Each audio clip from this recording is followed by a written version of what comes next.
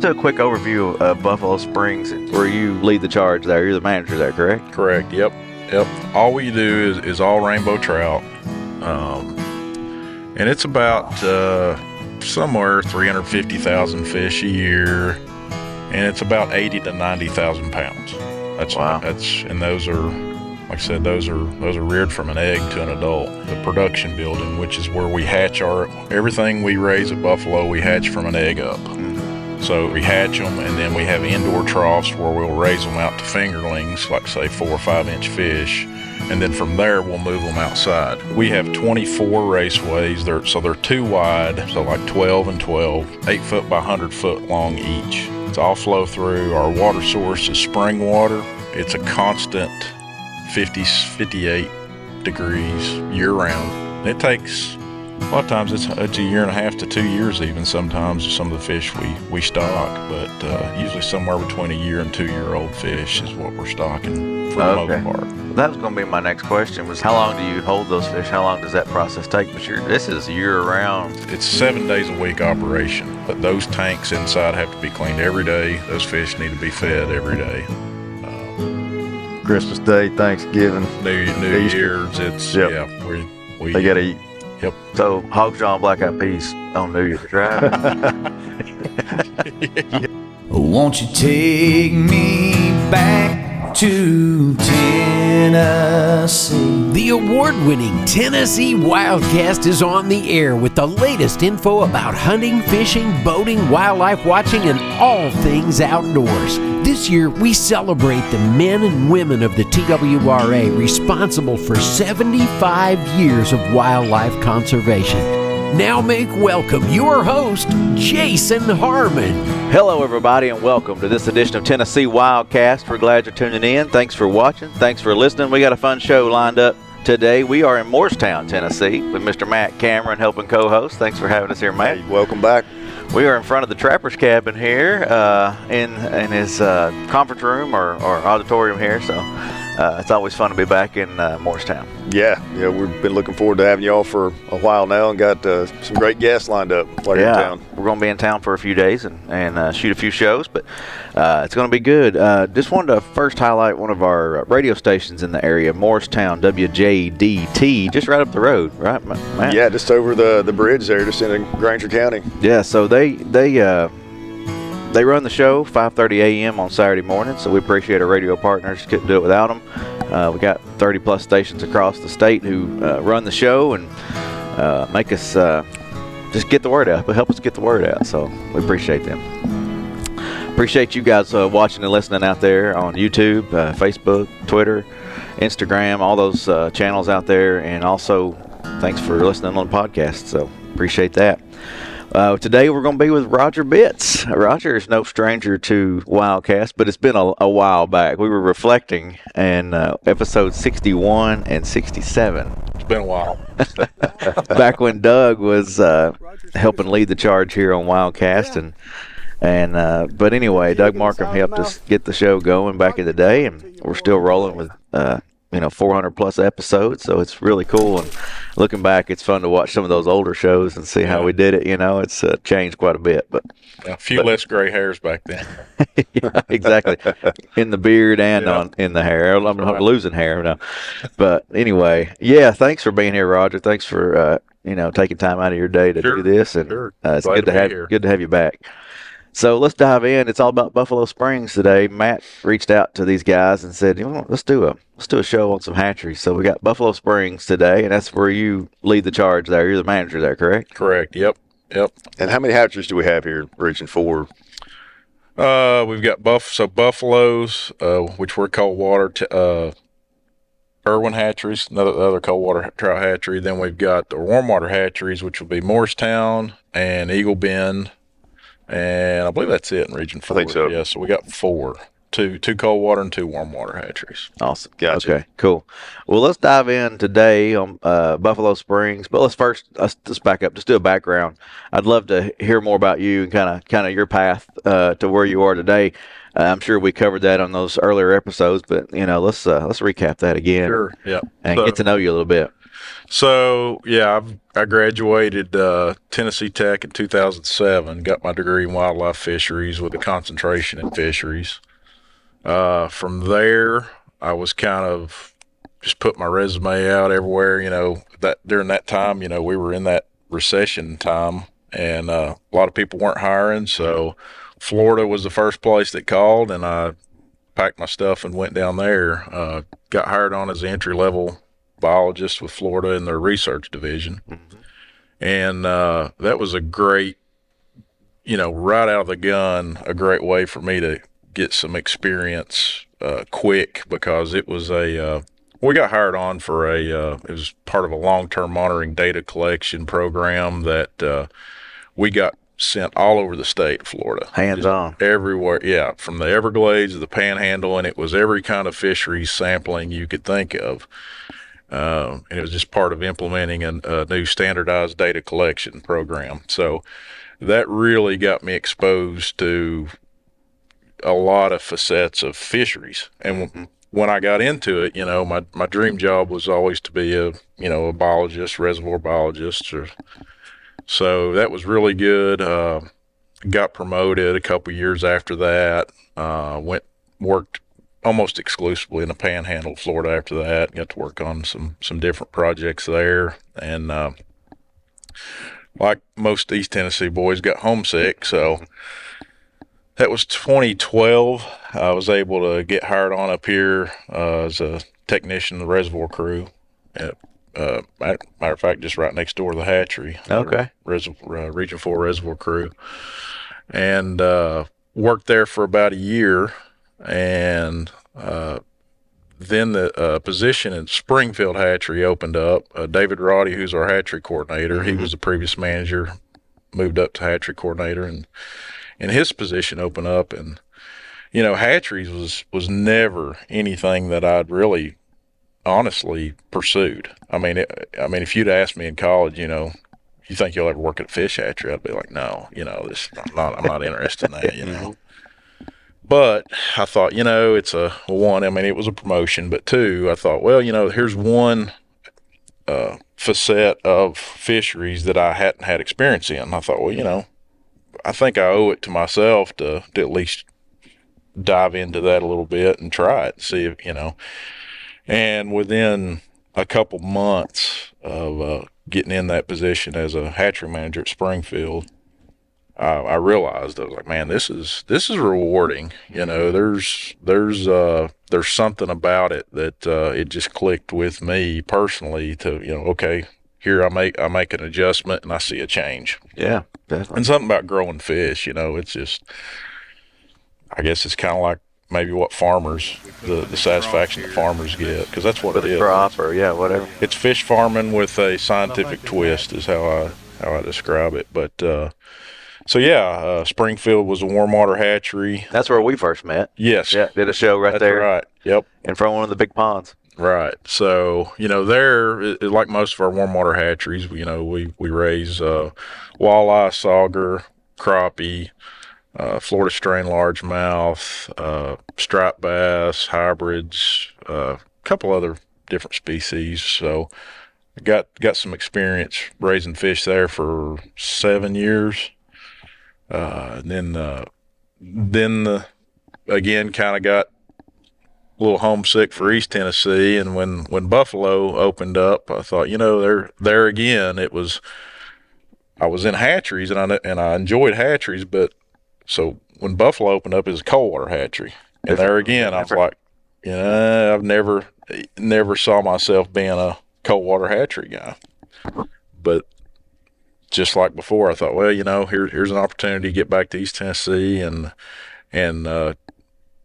something new there. I felt like I owed it to myself to at least try that. So I was fortunate enough to get the position that I'm in now. And just like before, it just kind of clicked. So that's where we're at. I've been in Buffalo since 2019, so 5 years, a little over five years now. So that's cool.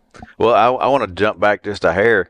you mentioned just about everything. You handled just about everything in Florida. Did you ever get into gators? Oh yeah, Things like that. yes, yep, Yeah, yeah. different world down there. It is. So yeah, that was actually it was kind of one of my hobbies down there. One of my passions. I love to hunt and fish. I got into alligator hunting my first year down there, and it was an experience. And alligator's delicious if you've ever eaten alligator tail. Definitely.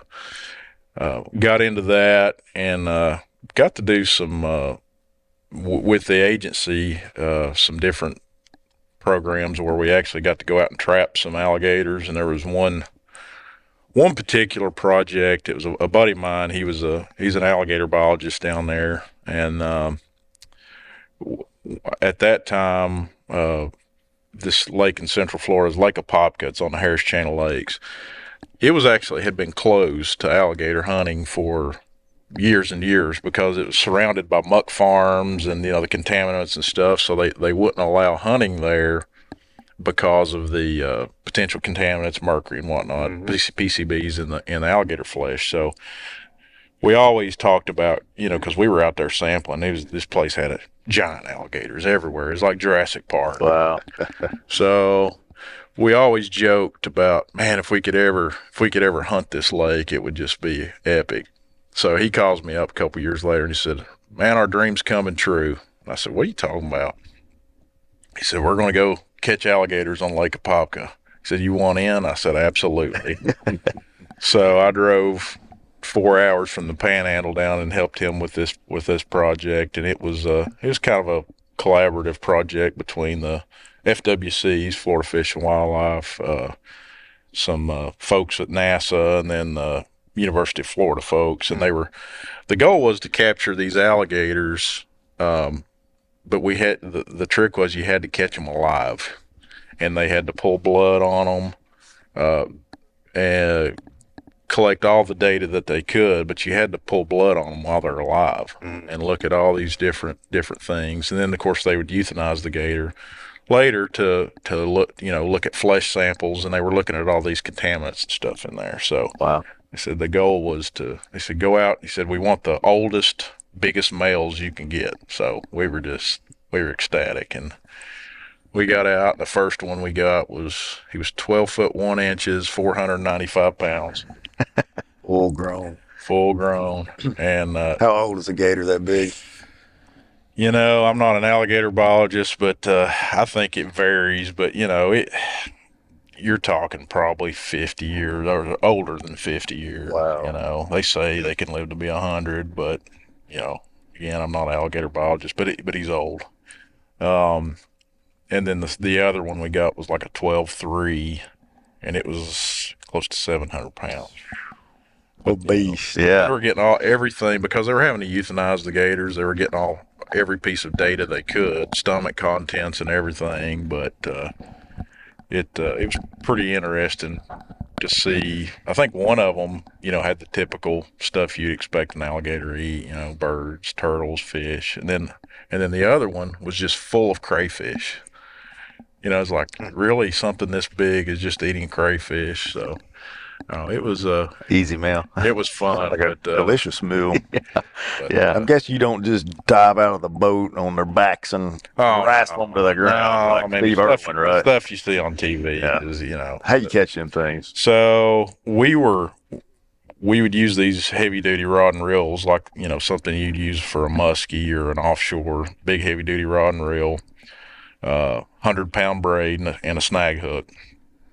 And you'd throw out, snag them, and usually you'd have to get 2 rods. One that big, you can't move him with something. But if you get 2 rods in them, then you can kind of manipulate them. And then when you get them up to the boat, you harpoon them, which that just kind of goes in under the skin, and it doesn't hurt the alligator. Goes in and turns out, and then you've got them on a hard line like a rope and steel wire. Wow. And at that point, you pull him up beside the boat. In this case, where they had to be alive, we had this piece of PVC pipe and these huge zip ties kind of manipulated to where slip it over the mouth, zip tie him up, and then, of course, his mouth's shut at that point. Then you grab his head, duct tape or electrical tape his mouth up. Yeah. And then the fun starts. You got to have about one that size. It took about 3 men to get him in the boat. But as soon as you get him in the boat, then you got to jump on him and turn their legs and their arms back like a chicken wing, so they can't get leverage. Otherwise, they can roll or swing that tail. And I tell you, a 12-foot alligator tail, about that big around, and it will break your leg like that. No doubt. So, wow. But yeah, that's when I was young. Now you work with trout. Yeah, now I work with trout. I've gone on to safer things now. Well, that's cool. Thanks for sharing that backstory. That's pretty cool adventures there. It's pretty cool to see and know where some of our guys and gals come from. So, not everybody starts in Tennessee and works through. They explore other opportunities and then work their way back a lot of times. But anyway, okay. Well, let's do a quick overview of Buffalo Springs and what all goes on there, and we'll dive into some more details. So, tell us a little bit about the fish production there. I know it's trout, but just kind of what your day-to-day looks like there and what y'all do. So Buffalo, I'll back up a little bit and give you a little bit of history that I know. It was around 1970 was when somewhere around that time, they had finished what we have now is the production building, which is where we hatch everything we raise at Buffalo, we hatch from an egg up. Mm-hmm. So it was where we hatch them, and then we have indoor troughs where we'll raise them out to fingerlings, like say 4 or 5 inch fish, and then from there we'll move them outside. So around 1970s when they'd finished the building portion of it, and they actually stocked fish in Tennessee the first few years just with fish out of that building. And Rick Bean, one of the technicians, he's actually still part-time with us, he had worked down there since the hatchery essentially had opened. Wow, that's good history, background knowledge right there. I call him all the time for historical stuff. Hey, where's this pipe at? Oh, it's over here, and it's just stuff like that. They never written that stuff down years ago. Right. Yeah. But he said that they actually they stocked fish out of that building in the Little Tennessee before Tellico Lake was even a lake. And he was telling me, up there below Chilhowie Lake, he said, we've stocked fish up there, and it was all standing timber and running water, and it was just kind of neat to hear the history of that. Sure. But, definitely.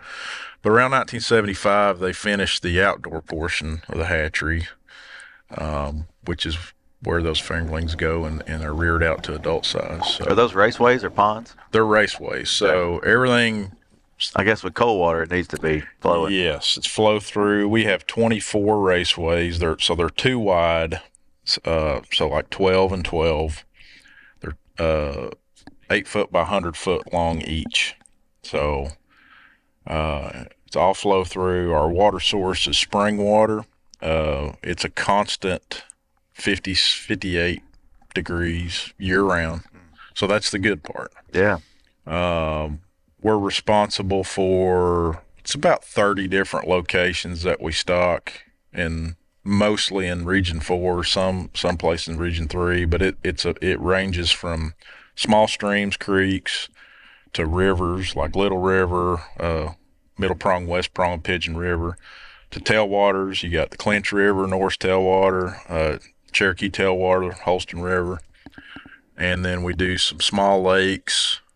We do some winter programs, urban fishing, like Fountain City Lake. Yeah. We've done a lot of work there. That's been hugely popular down there. Yeah, by the way. Yeah, that's been a really good bang for our buck for what we do there, and then some reservoirs, Upper East Tennessee, like South Holston, Watauga Reservoir. In the wintertime, we'll stock some adult fish up there. Okay. So it's kind of an array of water bodies, but all we do is all rainbow trout. And it's about somewhere 350,000 fish a year, and it's about 80 to 90,000 pounds. Wow. And those are, like I said, those are reared from an egg to an adult, and it takes, a lot of times it's a year and a half to 2 years even. Sometimes some of the fish we stock, but usually somewhere between a year and 2 year old fish is what we're stocking for the most part. That was going to be my next question was how long do you hold those fish? How long does that process take? But this is year-round. Year-round. And production is year-round, too. It doesn't matter what time of year it is. That water temperature is the same. Pretty much. It fluctuates, when our source drops, and this time of year when it's really hot, it might fluctuate 2 degrees, but it's not bad.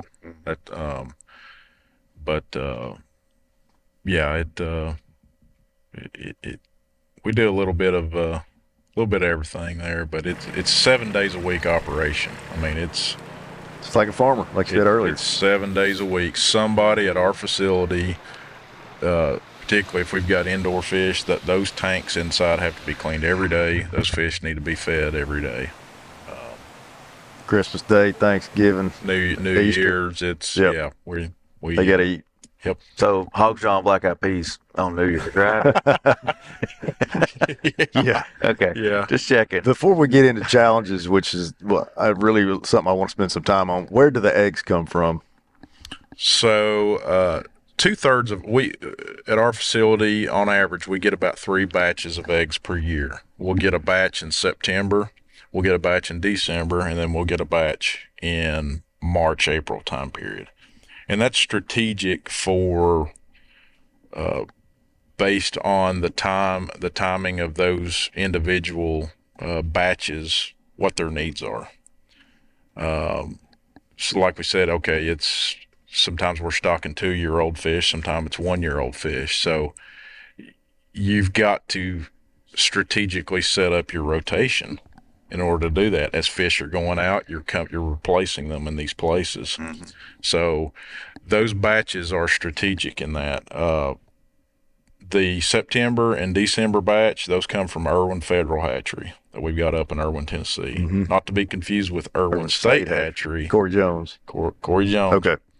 This would be Irwin Federal Hatchery. Okay. And then another batch comes from?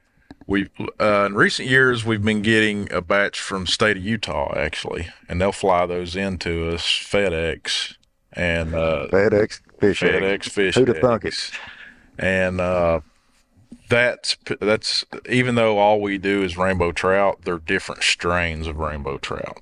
So the one particular strain that we're getting from Utah is called the West Virginia strain. It's kind of funny. We joke like we're getting West Virginia strain fish from Utah, but it's a really hardy trout. They're disease resistant and they grow really, really well. So we've been fortunate enough to be able to obtain those from there, and I actually took and grew some of those fish out to adults, and we actually spawned those at Buffalo a couple years ago, and were successful. But it was pretty interesting because the water temperature differences between us and Utah is about 10 degrees. So that same strain that they were spawning in March, April, we were actually able to spawn in like December, January, because of our water temp. So it's pretty interesting. But and we're actually going to try to spawn those fish that we made 2 years ago this year. Do you keep the brooders there on site? Mm-hmm. And do milk them and all that? Yep. Is that a challenge? It can be, but honestly, trout is, in my opinion, is easier to spawn than like walleye and sauger. Okay. Sauger, when I was at Springfield, sauger is one of the hardest fish that we make in our hatchery system.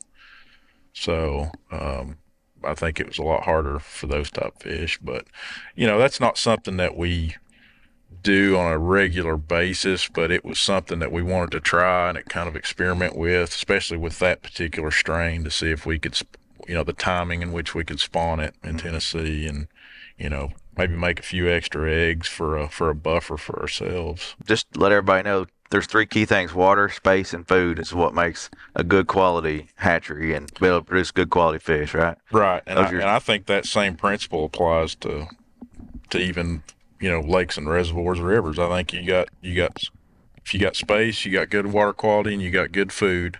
Genetics helps. Mm-hmm. But I think those components is what makes a fishery. Now, whether that's a hatchery or a reservoir or lake, it's that simple. So, cool.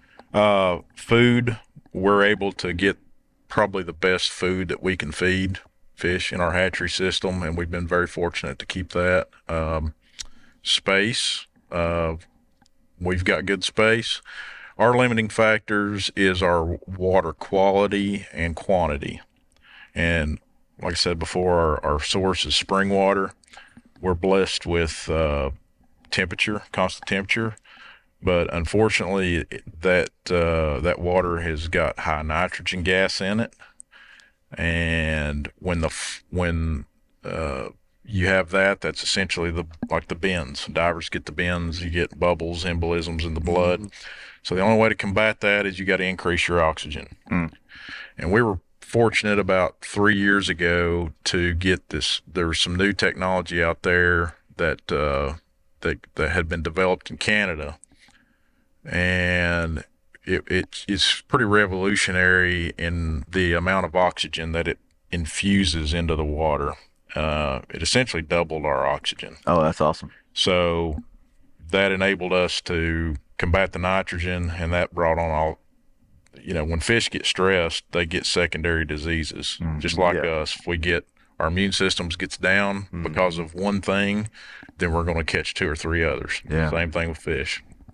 So that's one of your bigger challenges. It is. Our spring water, the volume is not putting out what it historically used to. I mean, groundwater always fluctuates up, down. That's how aquifers naturally fluctuate. But what we're seeing now is these long-term trends of where the groundwater is staying lower for longer. Last year, we went 8 out of 9 months with less than 50% water capacity. And when we reach, at our facility, 50% water capacity, everything's exponential. It's your flow rates, since we're flow through, you've got to have that flow to get the stagnant water out. So this year, to combat that, we've just installed a recirculation system. So now we're recirculating about 20% of that water when we hit that level, which is pretty good. We've also recently discovered carbon dioxide in our water. So there's another component that we're faced with. And for 2 years, we've been plagued with bird predation. That was one of the big ones I want to make sure we hit. So predators and birds is a big one. Huge, unbelievable, the fish that they've eaten. And I would have never believed it, but we've got the data to show it. And, we're talking 50, 60, 100 birds at a time. So to combat that, we have updated our coverings.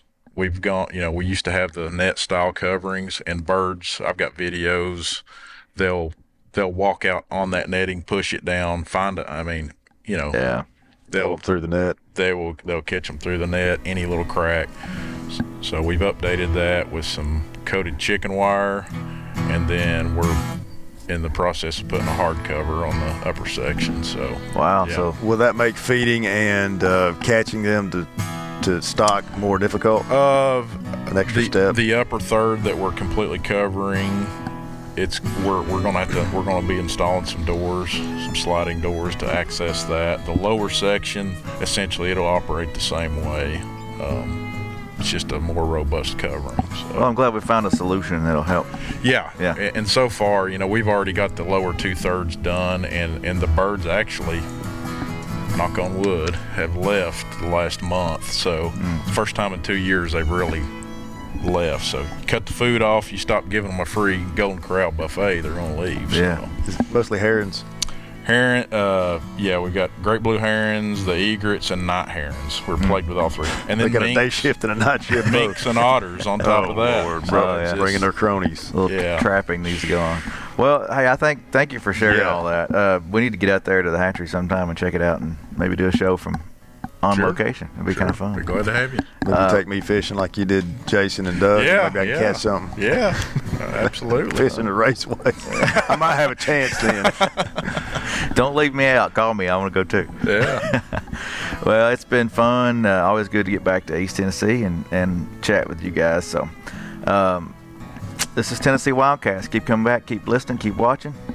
And we'll see you next time. Stay connected with TWRA by visiting our website at tnwildlife.org and follow us on Facebook, X, and Instagram. Join us as we celebrate 75 years of conservation in our great state. You can invest in Tennessee's wildlife future by purchasing a license at GoOutdoorsTennessee.com. That's GoOutdoorsTennessee.com.